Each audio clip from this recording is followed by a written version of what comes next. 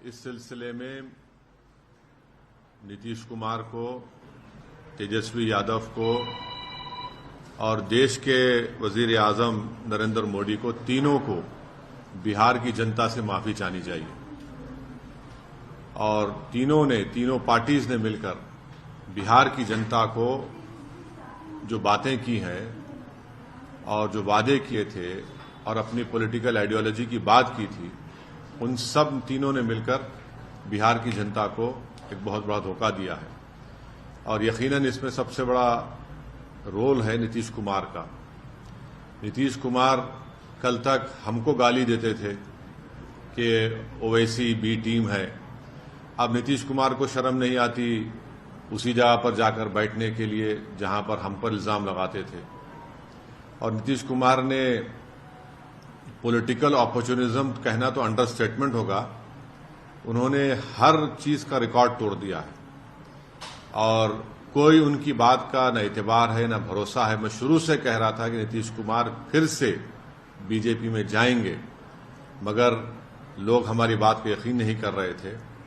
अब हम तेजस्वी यादव से पूछना चाह रहे हैं कि बताओ कैसा लग रहा है आपको? अभी आपने हमारे 4 एमएलएस को तोड़ा था, अब आपको कुछ दर्द हो रहा है सीने में? तकलीफ हो रही है आपको अपने भेजे में? अब आपको मालूम हो रहा है कि जो खेल आप हमसे खेले थे वही खेल आपसे हो गया।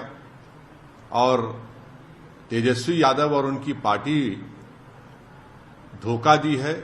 2 मर्तबा नीतीश कुमार को उन्होंने मुख्यमंत्री बनाया। बताइए अब क्या हासिल हुआ? आपने बीजेपी को आपने सत्ता दे दी। नीतीश कुमार तो सिर्फ अभी तो नाम के मुख्यमंत्री रहेंगे, हुकूमत चलेगी बिहार में आरएसएस की और नरेंद्र मोदी की। हम तो यही चीज को रोकना चाह रहे थे। एमआईएम पार्टी इसी को रोक रही थी। और जब हमारे सीमांचल की जनता ने एमआईएम के 5 विधायक को कामयाब किया तो हमने तो जब उनके स्पीकर के इलेक्शन में तायद की थी गठबंधन के। मगर तेजस्वी यादव को और उनके परिवार को ऐसा लगता है कि बिहार की जनता एक तरफ और उनके परिवार से कोई भी मुख्यमंत्री बन जाए। नीतीश कुमार को लगता है कि मैं जब तक जिंदा रहूं मुख्यमंत्री रहूं, और बीजेपी को लगता है कि भाई हर चीज हमको मिल जाए, चाहे कुछ भी हो, किस तरीके से हो जाए। देश के प्रधानमंत्री का भाषण मुझे याद आ रहा है जब नीतीश कुमार ने वो ऑब्जेक्शनेबल बातें कही थी महिलाओं के बारे में। देश के प्रधानमंत्री ने कहा था क्या गंदगी फैला रहे हैं, और देश के प्रधानमंत्री ने महिलाओं से वादा किया था कि मैं आपको इन लोगों से बचाऊंगा। अब देश के प्रधानमंत्री खुद नीतीश कुमार को बाजू बिठाकर चाय पिला रहे हैं। तो इसका टोटल ये है कि बिहार की जनता का एक बहुत बड़ा नुकसान और धोखा उनको दिया जा रहा है। बिहार में डेवलपमेंट रुक चुका है, अफसरशाही बढ़ चुकी है, और हम तो शुरू से सीमांचल की लड़ाई लड़ते आए, लड़ते रहेंगे। और इससे जनता को फिर से मालूम हो गया कि एमआईएम और ओवैसी जो बात कह रहा था कि सेकुलरिज्म, पॉलिटिकल सेकुलरिज्म सिर्फ इस्तेमाल किया जाता है भारत के मुसलमानों को धोखा देने के लिए, और अब की बार फिर से धोखा दिया गया है बिहार के मुसलमानों को सिर्फ सत्ता में आकर बैठने के लिए।